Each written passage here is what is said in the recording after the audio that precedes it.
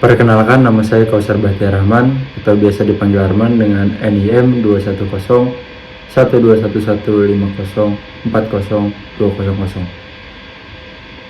Pada video kali ini saya akan menjelaskan mengenai penggunaan SolidWorks CAM untuk simulasi pergerakan pahat pada mesin CNC turning.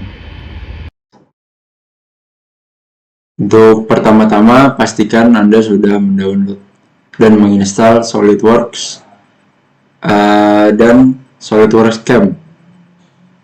Untuk step yang pertama, langsung saja buka ke SolidWorks CAM. Untuk yang kedua, ini bisa langsung dipilih SolidWorks CAM NC Manager, lalu ke pemilihan mesinnya. Untuk pemilihan mesin, di sini saya akan menggunakan mesin turn single turret yang ini, lalu disalib.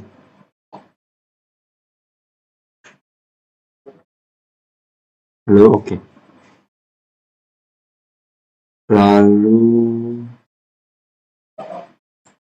untuk selanjutnya kita cek di Stock Manager. Maaf, sebelumnya kita cek dulu di mesin turn single turret. Nah, bisa kita lihat di sini dari spesimen itu sendiri masih melebihi batas dari cak, yang kemungkinan caknya nanti akan ikut terpotong. Maka dari itu kita ke Stock Manager, ke Edit Definition.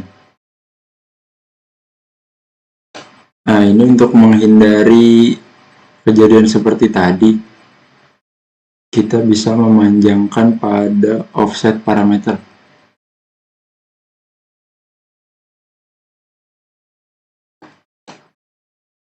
Nah, ini dipanjangkan secukupnya saja. Lalu centang. Lalu kita cek di sini. Nah, bisa kita lihat di sini masih dari spesimen itu sendiri masih mengenai cak, sehingga tidak mungkin untuk memulai proses mesin. Kita ke Stock Manager lagi. Kita buat lebih panjang 10 mili. 35 mili. Lalu kita centang. Lalu kita cek di mesin Stock Manager. Oke. Ini spesimen seperti ini sudah aman karena dalam proses machining tidak akan terjadi interference antara mata pahat dan juga cak turning. Lalu kita extract machinable feature. Lalu setelah tadi kita sudah extract dan generate operation plan, maka di sini akan muncul generate toolpath. Tapi sebelum itu kita akan melihat dari step-step itu sendiri. Untuk di yang pertama sudah turn finish dan cut off. Cut off itu fungsinya untuk memotong di bagian bawah sini. Lalu langsung saja kita generate toolpath. Setelah kita generate toolpath, maka akan muncul pergerakan pahat pada spesimen. Nah, bisa dilihat. Ini untuk step yang pertama. Untuk step yang kedua, ini kita pakai di sini. Dan step yang ketiga adalah memotong di bagian bawah. Sebelum kita menentukan ukuran pahat, angka baiknya kita melihat dulu apakah dari mata pahat yang sekarang sudah cukup untuk kita mulai proses pembuatan.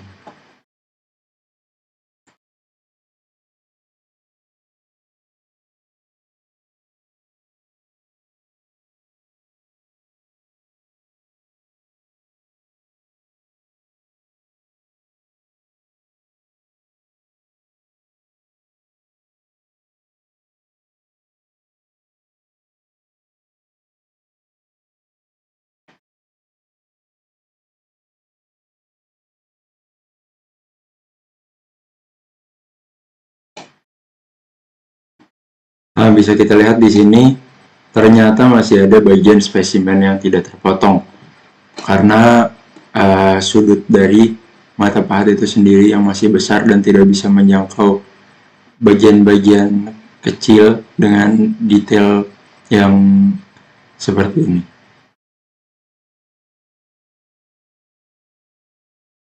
Maka dari itu akan kita lakukan pergantian sudut atau derajat dari mata pahat itu sendiri.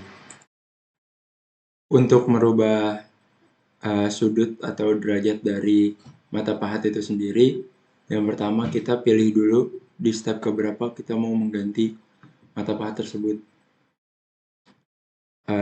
Untuk step pertama menurut saya tidak perlu menggunakan mata pahat dengan sudut yang terlalu kecil karena gerak makannya masih sedikit dan belum terlalu detail. Maka saya akan menggunakan pada step kedua, itu pada saat finishing.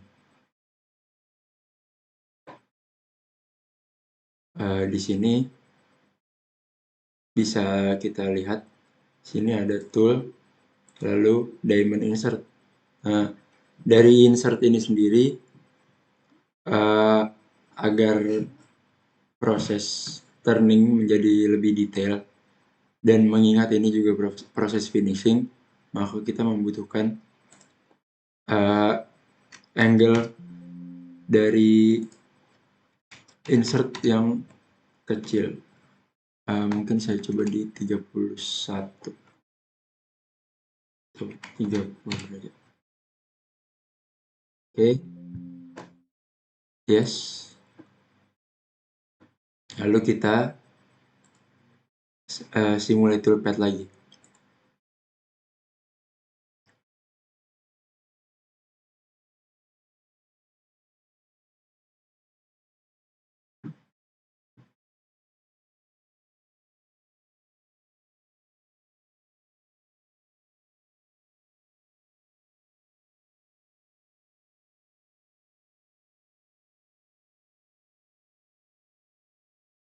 Nah, ini untuk step yang pertama.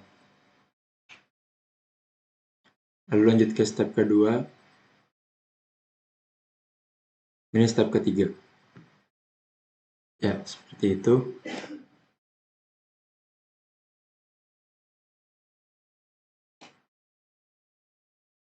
Nah, di bagian sini kita lihat ternyata masih ada yang tidak terkena mata pahat. Maka kita dapat menggantinya lagi di step kedua.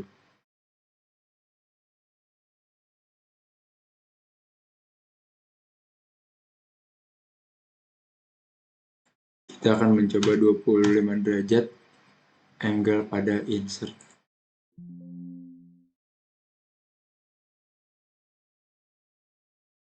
Kita simulate lagi.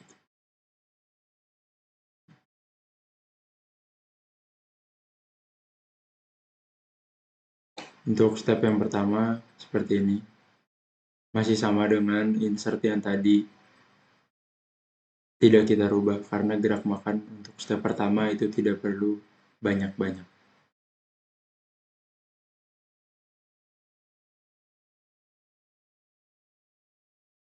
Lalu untuk step kedua, saat pergantian pahat,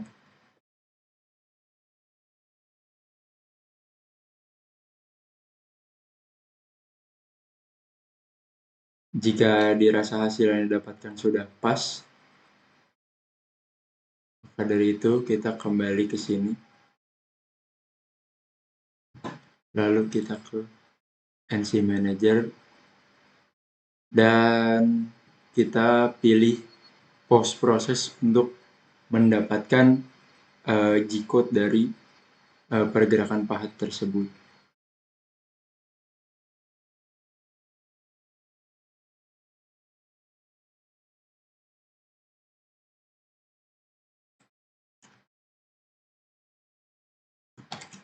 Kita save. Di sini saya akan save Bishop G-code. Dan untuk save as type-nya kita ke NC code.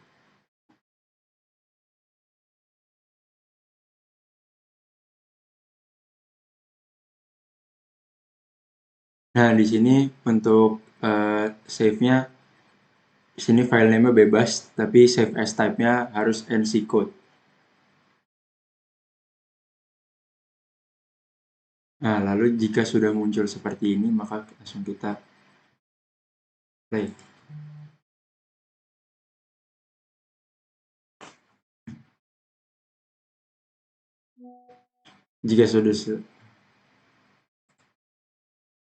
Jika sudah selesai seperti ini, maka langsung ke option, kita open G-code file ini.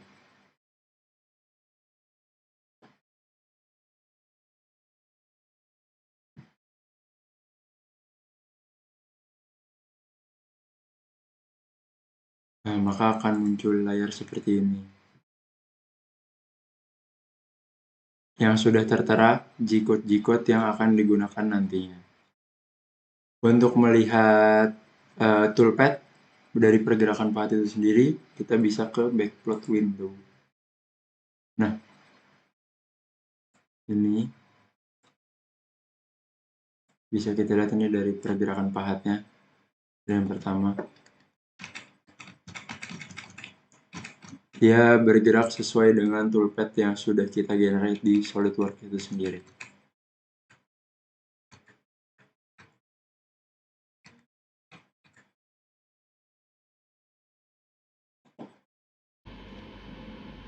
Sekian penjelasan saya untuk penggunaan fitur CAM pada SolidWorks dari mulai proses turning sampai mendapatkan G-code. Sekian dari saya, mohon maaf bila ada kesalahan kata. Terima kasih.